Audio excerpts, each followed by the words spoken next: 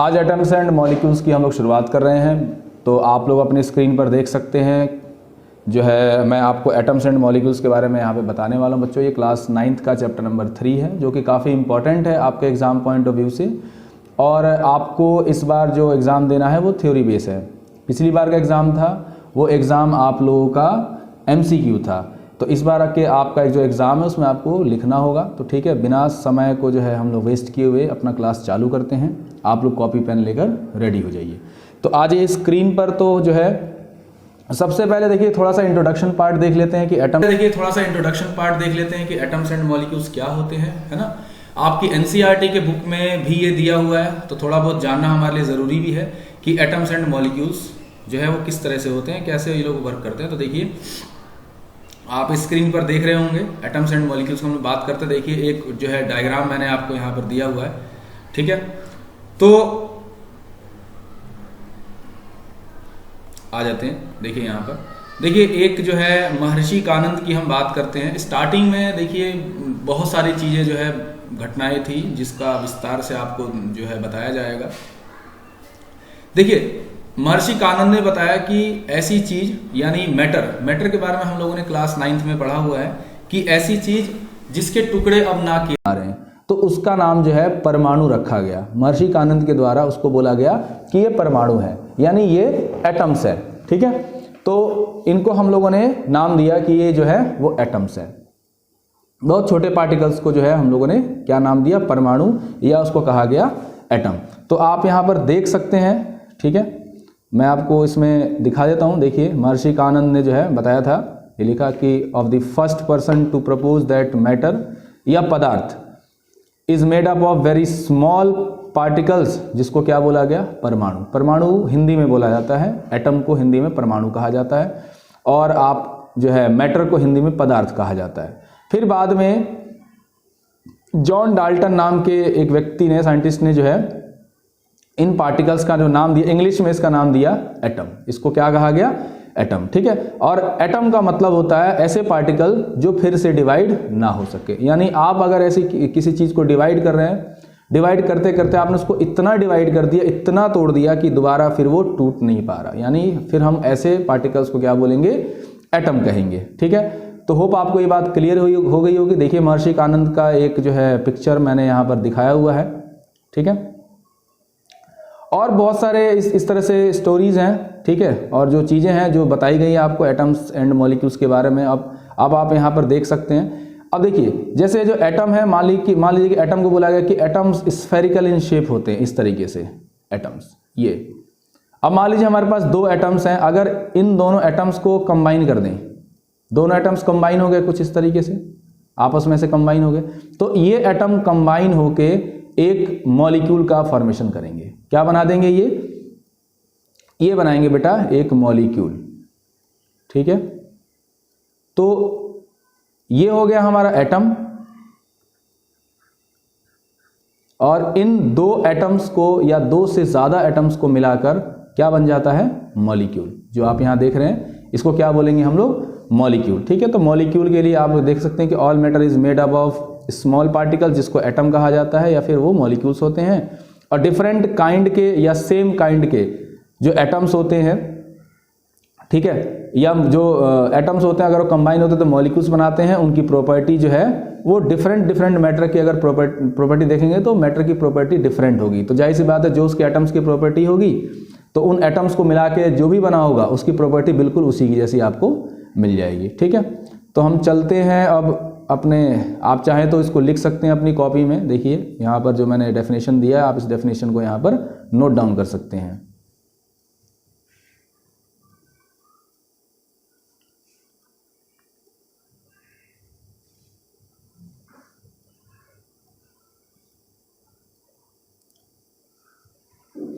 तो अब देखिए, अब हम बात करते हैं, अब एटम्स और मॉलिक्यूल्स की हमने जो है एटम्स और मॉलिक्यूल्स के बारे में हमने यहाँ पर पढ़ लिया, ठीक है। अब हम बात करते हैं कि जो हमारे एटम्स एंड मॉलिक्यूल्स हैं ये कंबाइन किस तरीके से होते हैं, यानी इसको हम बोलेंगे लॉ ऑफ केमिकल कॉम्बिनेशन, ठीक है। हम लोग को पढ़ना है लॉ ऑफ केमिकल कॉम्बिनेशन, ठीक है। तो आ जाते हैं लॉ ऑफ केमिकल कॉम्बिनेशन में। देखिए ये रहा लॉ ऑफ केमिकल कॉम्बिनेशन। तो लॉ ऑफ केमिकल कॉम्बिनेशन पहला पढ़ना है हमें, law of conservation of mass, law of constant proportion, और तीसरा है लॉ ऑफ मल्टीपल। तो शायद मल्टीपल प्रोपोर्शन आपके उसमें नहीं है, 11th में आपको पढ़ना है, ठीक है। देखिए, तो जो लॉ ऑफ केमिकल कॉम्बिनेशंस हैं ये एक्सपेरिमेंटली चीज़ें हैं, इनको एक्सपेरिमेंट्स करके देखा गया है, फिर हमें बताया गया है। तो देखिए, बात करते हैं लॉ ऑफ कंजर्वेशन ऑफ मास की। देखिए, लॉ ऑफ केमिकल कॉम्बिनेशन में सबसे पहला लॉ क्या है, लॉ ऑफ कंजर्वेशन ऑफ मास, ठीक है। तो लॉ ऑफ कंजर्वेशन ऑफ मास की हम लोग बात करते हैं। तो देखिए, लॉ ऑफ कंजर्वेशन ऑफ मास को देने वाले जो साइंटिस्ट हैं, इनका नाम है एंटोनी लोवाइजर, ठीक है। ये वो साइंटिस्ट थे जिन्होंने केमिकल कॉम्बिनेशन में हमें दिया था लॉ ऑफ कंजर्वेशन ऑफ मास, ठीक है। लॉ ऑफ कंजर्वेशन ऑफ मास की बात की गई थी। देखिए, लॉ ऑफ कंजर्वेशन ऑफ मास क्या कहता है, मास जो होता है ना तो उसको हम क्रिएट कर सकते हैं और ना ही उसको हम डिस्ट्रॉय कर सकते हैं, इसको हम क्या बोलते हैं, लॉ ऑफ कंजर्वेशन ऑफ मास कहते हैं, ठीक है। उसके बाद देखिए, आप लॉ ऑफ कंजर्वेशन ऑफ मास की डेफिनेशन चाहें तो यहाँ से लिख सकते हैं। देखिए, matter is neither created not destroyed in a chemical reaction, ठीक है। इसको हमें लोवाइजर ने समझाया था कि मैटर को तो ना आप क्रिएट कर सकते हैं और ना ही आप उसको डिस्ट्रॉय कर सकते हैं किसी केमिकल रिएक्शन में, ना ही वो होगा, ठीक है। जो पहले था वही सारी चीज़ें आपको यहाँ पर मिल जाएंगी।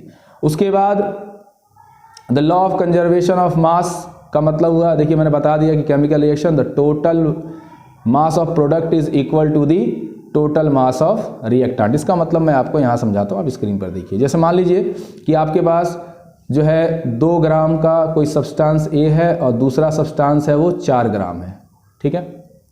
तो आपने मासेस को ले लिया ग्राम में।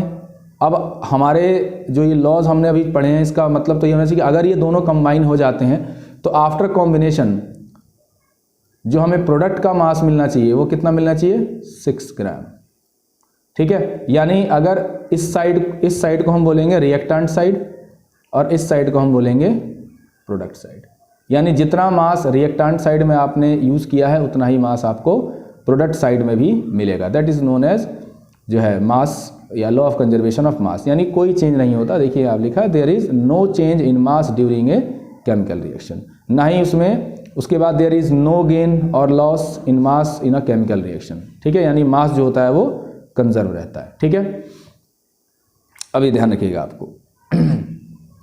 अब कुछ एक्सपेरिमेंट देखिए, मैंने यहाँ पर स्क्रीन पर आपको दिख रहा होगा जो एग्जाम्पल जैसे मैंने अभी यहाँ पर लिया था, ये एग्जाम्पल दिया था आपको, ये वाला एग्जाम्पल दिया था। ऐसे ही एक छोटा सा एग्जाम्पल मैंने लॉ ऑफ कंजर्वेशन ऑफ मास के लिए यहाँ पे लिया हुआ है, ठीक है। ये दिखा ना कि हमने ये पाया, हमने एक्सपेरिमेंटली ये बात पाई, it has been found by experimentally कि 100 ग्राम कैल्शियम कार्बोनेट जो डिकम्पोज हो रहा है completely, 56 gram of calcium oxide और 46 ग्राम ऑफ कार्बन डाइऑक्साइड। अब आप इसे देख सकते हैं यहाँ पर, देखिए ये रहा आपको कैल्शियम कार्बोनेट, है ना। कैल्शियम कार्बोनेट को जो हमने लिया 100 ग्राम। अब 100 ग्राम, अब देखिए इस साइड को हम बोलते हैं रिएक्टेंट साइड, यानी यहाँ पर आपको रिएक्टेंट्स मिलेंगे, ठीक है। जब केमिकल रिएक्शन हुआ यानी हमने इसे गर्म कर दिया, ठीक है। इसे जब आप गर्म करेंगे तो आपको जो प्रोडक्ट मिल रहा है वो मिल रहा है कैल्शियम ऑक्साइड, उसकी जो वैल्यू है वो 56 ग्राम है, और कार्बन डाइऑक्साइड वो मिल रहा है आपको 44 ग्राम।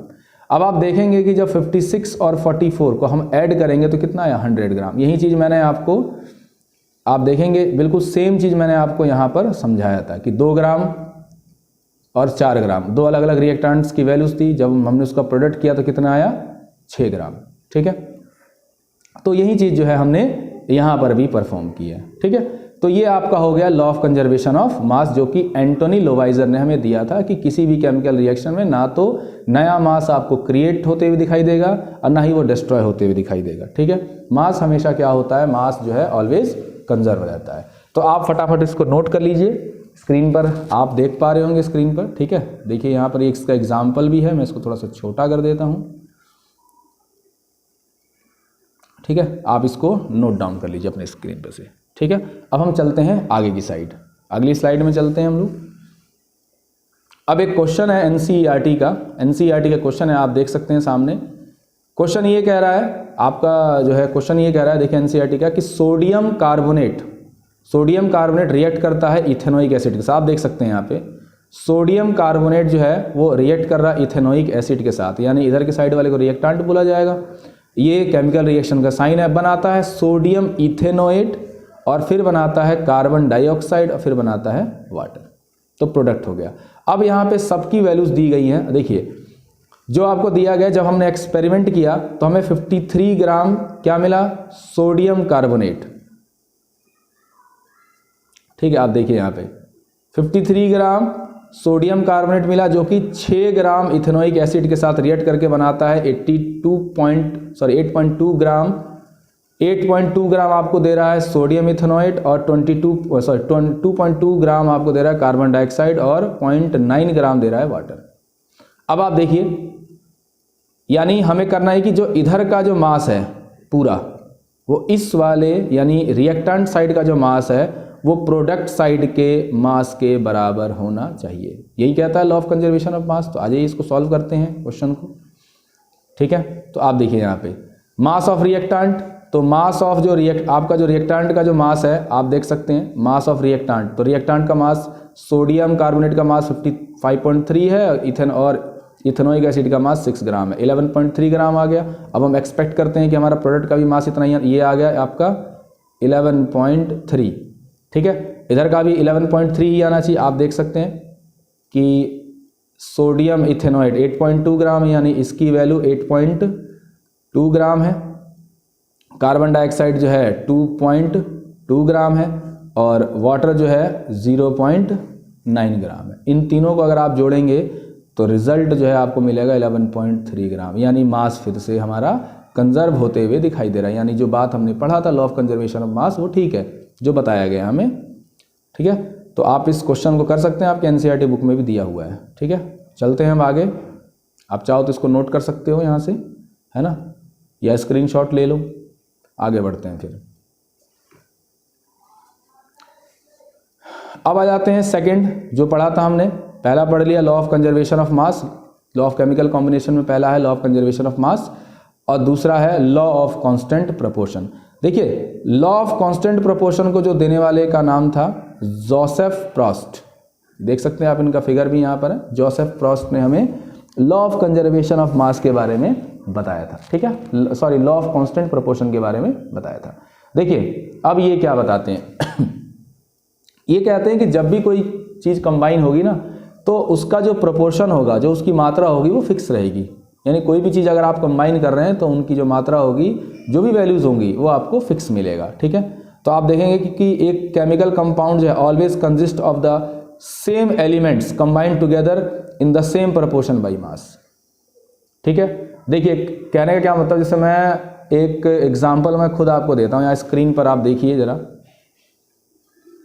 एक एग्जांपल मैंने लिखा H2O। ठीक है, H2O तो सभी जानते हैं H2O क्या बोलते हैं, ये वाटर का फॉर्मूला है, डाई हाइड्रोजन ऑक्साइड।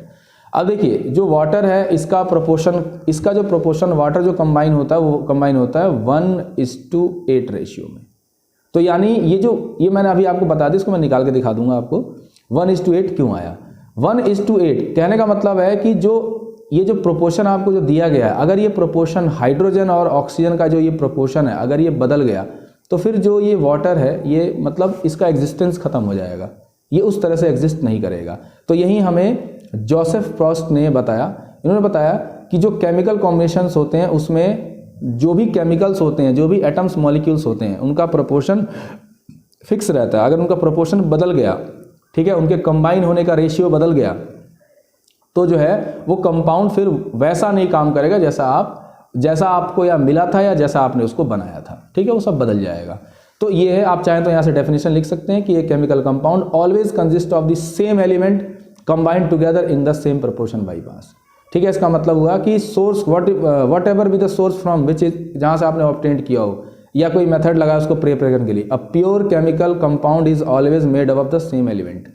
ठीक है, वो अपने ही एलिमेंट से जो है आपको बन के प्राप्त होगा। ठीक है, तो ये तो हो गया आपका कांस्टेंट प्रोपोर्शन का।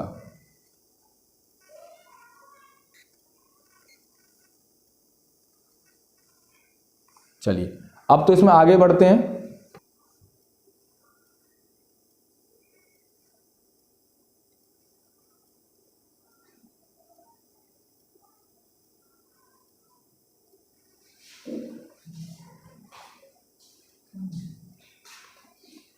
तो बच्चों हमने लॉ ऑफ केमिकल कॉम्बिनेशन देखा है ना। अब आगे आ जाते हैं, हम लोग बात करते हैं एटम्स की। ठीक है, तो अभी पढ़ा था कि एटम्स जो होते हैं वो बहुत छोटे पार्टिकल होते हैं, है ना, और ये किसी केमिकल रिएक्शन में पार्टिसिपेट करते हैं। देखिए एटम्स को आप ऐसे समझ सकते हैं जैसे हमारे घर में जो ब्रिक होता है, ईंट होता है, वो मान लीजिए कि वो एक एटम ही है ना। मतलब आपके घर में जो है सबसे मतलब आपको जो बिल्डिंग ब्लॉक जिसको बोलते हैं, जब घर बनाने के लिए, देखिए जैसे यहाँ पे मैंने ये दिखाया हुआ है कि ये पर्सन जो है वो घर बना रहा है, तो यानी मान लीजिए कि हमारी बिल्डिंग का सबसे छोटा जो पार्ट है जिसको अरेंज करके हम अपनी पूरी बिल्डिंग को बनाते हैं, तो उसको हम क्या बोल देंगे, एटम। इसी तरीके से एटम क्या होता है, जब कंबाइन होता है, जैसे एग्जाम्पल के तौर पे, जैसे मान लीजिए कि ये कोई बॉक्स, ये कोई सॉलिड है, तो इस सॉलिड के अंदर जो एटम्स होंगे, है ना, उसका कुछ कॉम्बिनेशन इस तरीके से होगा कि वो रेगुलर एक अरेंजमेंट में इस तरीके से जो है एटम्स कंबाइन होते चले जाएंगे। ठीक है, एक सीक्वेंस में। अब सॉलिड में एटम्स अलग तरीके से कंबाइन होते हैं, लिक्विड में एटम्स अलग तरीके से कंबाइन होते हैं, गैसेस में एटम्स जो है वो अलग तरीके से। आप यहाँ देख रहे हैं कि एक रेगुलर पैटर्न आ रहा है, यानी एक सॉलिड का है ये। ठीक है, और एटम्स साइज में बहुत ही छोटे होते हैं। ठीक है, साइज बहुत ही छोटा होता है, लगभग नैनोमीटर्स में होता है। तो आप लिख सकते हैं कि जो एटम्स होते हैं, यानी atoms are very small in size. जो एटम्स होता है उनका साइज बहुत ही छोटा होता है। ठीक है, एटम्स का साइज बहुत ही छोटा होता है, जिसको आप माइक्रोस्कोप के सहारे, मतलब माइक्रोस्कोप का इस्तेमाल करके आप उन्हें देख सकते हैं। ठीक है, तो ये बात होगी आपके एटम्स की। आप चाहें तो इसकी डेफिनेशन लिख सकते हैं, लिखा है, atoms is the smallest particle of an element that take part in a chemical reaction.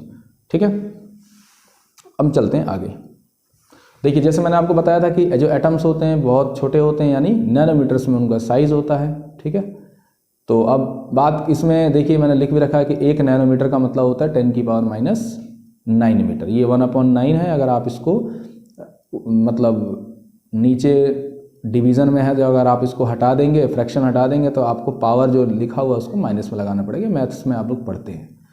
ठीक है, उसके बाद जो हाइड्रोजन का एटम है वो स्मॉलेस्ट एटम है बाकी जितने भी एलिमेंट्स हैं, बाकी जो भी एलिमेंट्स हैं उनमें से ये सबसे छोटा एटम है ना। आप देखिए नीचे एक मैंने छोटा सा टेबल दिया हुआ है, इसमें आप देख सकते हैं कि एलिमेंट का नाम है, जैसे हाइड्रोजन, कार्बन, नाइट्रोजन, ऑक्सीजन, ये सारे एलिमेंट हैं। और इन एलिमेंट्स के लिए मैंने आपको एक एटॉमिक रेडियस दिया हुआ है। ठीक है, ये एटॉमिक रेडियस दिया हुआ है इन एटम्स को समझाने के लिए। ठीक है, ये आप देखिए, इन एटम्स को समझाने के लिए मैंने आपको एक एटॉमिक रेडियस दिया हुआ है। ठीक है, चलिए तो अब हम चलते हैं। आप देख सकते हैं, अब एटॉमिक रेडियस का मतलब ये है कि हमारा एटम हो गया, स्फेरिकल साइज का मतलब साइज होता है इसका, सॉरी शेप होता है, और यहाँ से ये रेडियस हो गया।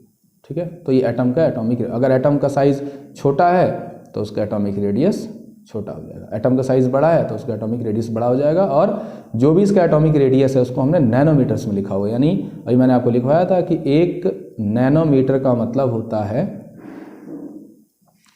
10⁻⁹ मीटर। 1 नैनोमीटर का मतलब हुआ। ठीक है, तो 1 नैनोमीटर का मतलब क्या हुआ, 10⁻⁹ मीटर। ओके, समझ में आ गया होगा आपको। कोई दिक्कत हो तो आप कमेंट बॉक्स में पूछ सकते हैं, कमेंट कर सकते हैं इन चीज़ों पे। ठीक है, हम आगे चलते हैं। अब देखिए एक इमेज है मेरे पास, जो आप इमेज देख रहे होंगे स्क्रीन पर अपने। ठीक है, सामने स्क्रीन पर आपको दिख रहा है इमेज, कि जो एटम्स होते हैं उसको हम देख नहीं पा रहे हैं, लेकिन जो हमने एटम्स को देखा और ये एक बहुत ही पावरफुल माइक्रोस्कोप से, तो आप देखिए जो है कितना छोटा ये इस तरह से दिखे, कितना छोटा जो है, कितने छोटे छोटे साइज हैं। इसको हमने एक ऑप्टिकल माइक्रोस्कोप, बहुत ही पावरफुल ऑप्टिकल माइक्रोस्कोप का इस्तेमाल करके देखा है, जिसको आप ये कह सकते हैं इलेक्ट्रॉन माइक्रोस्कोप का इस्तेमाल करके देखा है। ठीक है, देखिए लिखा ना स्कैनिंग टनलिंग माइक्रोस्कोप, इसका नाम है STM। जिसने क्या किया कि कंप्यूटर का इस्तेमाल करके जो है इसने एलिमेंट, यानी जो एलिमेंट है उसके अंदर जो एटम्स होते हैं, मान लीजिए कोई एलिमेंट हो गया जैसे सिलिकॉन हो गया, तो ये सिलिकॉन का है, सिलिकॉन एलिमेंट का ये एटम है जो आपको दिखाया गया, मैं जो स्क्रीन पे आपको दिखा रहा हूँ। ठीक है, या किसी भी एलिमेंट का एटम हो सकता है जिसको हमने बहुत ही ज़्यादा मैग्नीफाई करके देखा है। तो आप देखिए कुछ इस तरीके से ये दिखते हैं हमें साइज में। पूछा नहीं जाएगा कि इमेज बनाओ, ये बस आपको समझाने के लिए है। अब हम बात करते हैं आगे। देखिए मैंने आपको एलिमेंट्स के बारे में तो बता दिया, एटम्स के बारे में बता दिया, मॉलिक्यूल्स के बारे में बता दिया। एलिमेंट्स का मतलब होता है कि किसी मैटर का प्योर फॉर्म, उसको हम एलिमेंट कहते हैं, ठीक है। जैसे गोल्ड हो गया, सिल्वर हो गया, जिंक हो गया, आयरन हो गया, ये सारे के सारे क्या है, एलिमेंट्स हैं जो कि प्योर फॉर्म में होते हैं, तो उनको एलिमेंट कहा है। यानी मैटर अगर अपने प्योर फॉर्म में है तो उसको हम लोग क्या बोलेंगे, एलिमेंट्स। अब आगे चलते हैं, सिंबल्स ऑफ एलिमेंट्स। देखिए जो ये सिंबल्स आपको मैं दिखा रहा हूँ, ये सिंबल्स जो है हमें डाल्टन्स ने दिए थे, ठीक है। ये सिंबल्स हमें डाल्टन्स के द्वारा दिया गया था।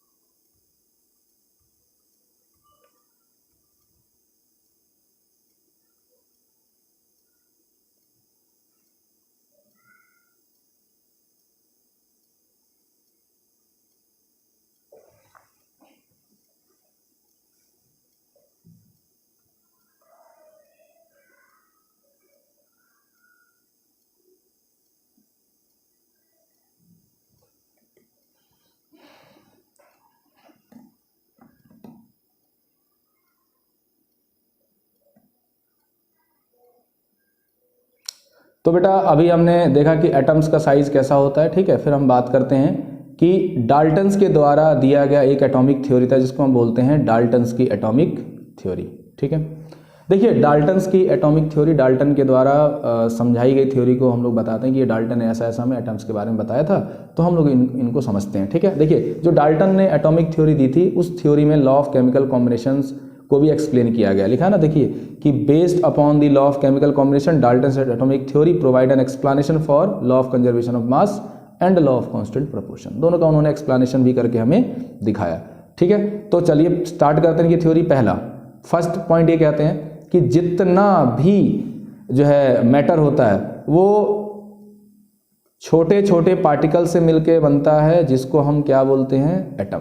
आप देखिए स्क्रीन पर थोड़ा बड़ा दिखाई दे रहा है अब, यानी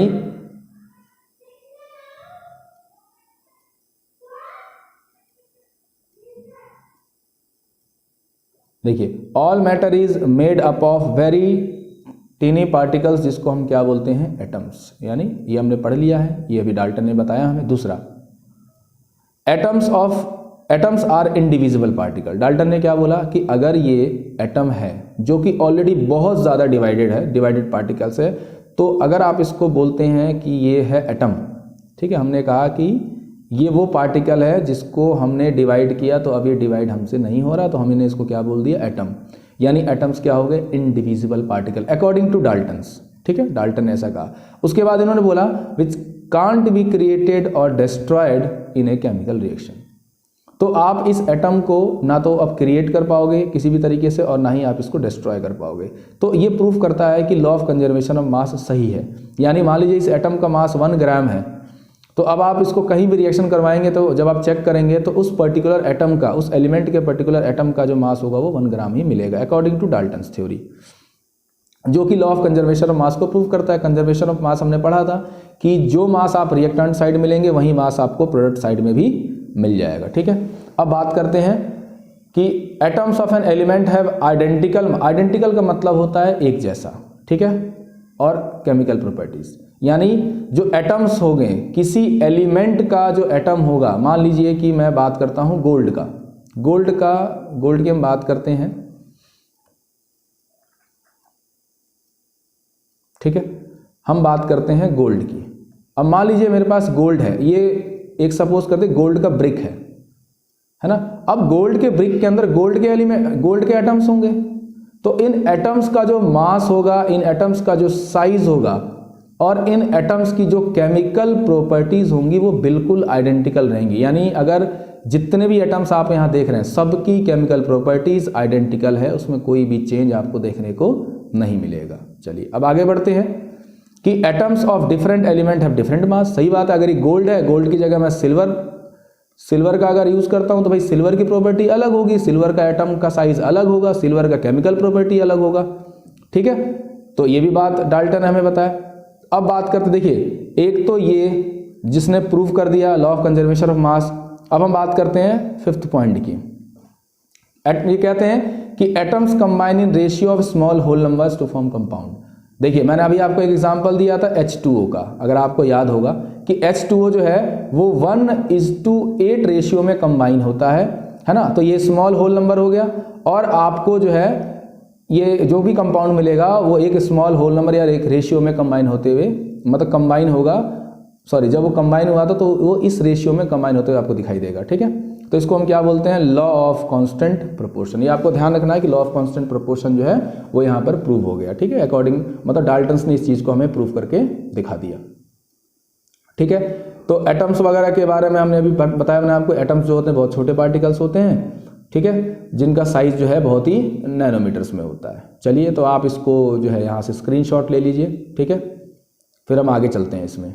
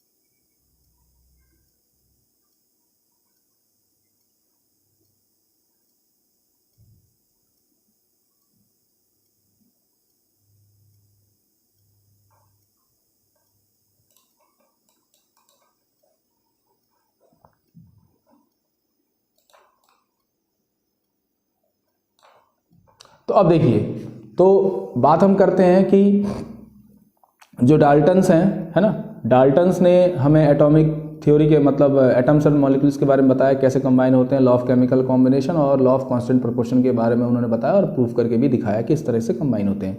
अब देखिए एलिमेंट्स हमारे पास है, अब उन एलिमेंट्स को कैसे पहचाना जाए। ठीक है, अब ऐसे तो आप, क्योंकि एलिमेंट्स ऐसे तो दिखेंगे नहीं, आप कुछ ना कुछ सिंबल, कुछ ना कुछ साइन तो आप उसको देंगे। हर चीज़ को एक सिंबल और एक साइन देना ज़रूरी होता है। तो इसी तरीके से जो हमारे एटम्स हैं, है ना, उनको डाल्टन ने कुछ सिंबल्स के द्वारा हमें समझाया, कुछ सिंबल्स दिए। ये सिंबल आपके एग्जाम में जरूर पूछा जाएगा, बहुत इंपॉर्टेंट है ये। ठीक है, तो आज ये देखते हैं इन सिंबल्स के बारे में हम लोग। ठीक है, आप टॉपिक डाल लेंगे कि डाल्टन सिंबल्स ऑफ एलिमेंट। ठीक है, देखिए तो पहला आता है सिंबल जो उन्होंने डाल्टन ने बताया, हाइड्रोजन एलिमेंट को आप दिखाएंगे, एक सर्कल बनाएंगे और इसमें डॉट लगा देंगे। तो अगर इस तरह से कहीं सिंबल आपको दिखाई देगा बना हुआ, तो उसका मतलब हुआ कि वो जो एलिमेंट है वो हाइड्रोजन है। ऐसी कार्बन के लिए आपको कलर कर देना है, ऑक्सीजन को खाली छोड़ना है एक सर्कल बना के, फास्फोरस में जो है 3 लाइन इस तरह से बना देनी है, सल्फर के लिए जो है प्लस बनाना है बीच में, प्लेटिनम के लिए P लिखना है, आयरन के लिए आपको I से, कॉपर को C से यानी सर्किल बना के, सिल्वर को S से। देखिए ये बहुत ही कॉमन नाम हो गया, तो खुद ही जो इसका पहला लेटर है ये उसी से आपको याद हो गया। गोल्ड के लिए G से इसमें थोड़ा सा इस तरह से डिज़ाइन बनाना है। लेड के लिए L, तो लेड का पहला ही हो गया। मरकरी के लिए आपको इसमें डॉट बनाना, मरकरी ऐसे आप बनाएंगे और इसमें डॉट्स लगाएंगे। ठीक है, ये डॉट्स आप देख लीजिएगा, जितने डॉट्स होंगे उतने डॉट्स आपको गिन के यहाँ पर लगा दे। 2 4 6 2 8 2 4 6 8 डॉट्स आपको इसमें लगाने हैं। ठीक है, तो ये सिंबल्स हो गए। ये सिंबल आप याद रखिएगा, ये सिंबल बहुत ही इम्पॉर्टेंट है। ठीक है, आपको इसको याद रखना है, पेपर में भी आपसे ये पूछा जाएगा। ठीक है, तो ये डाल्टन्स के द्वारा दी गई जो है हमारी थ्योरी है ना। तो हम बच्चों अगली वीडियो लेक्चर में जो है बात करेंगे कुछ फॉर्मूलेज और कुछ एटॉमिक मासेस के बारे में, है ना। तो मिलते हैं हम नेक्स्ट वीडियो, मतलब नेक्स्ट वीडियो सेकंड पार्ट में मिलते हैं इसके।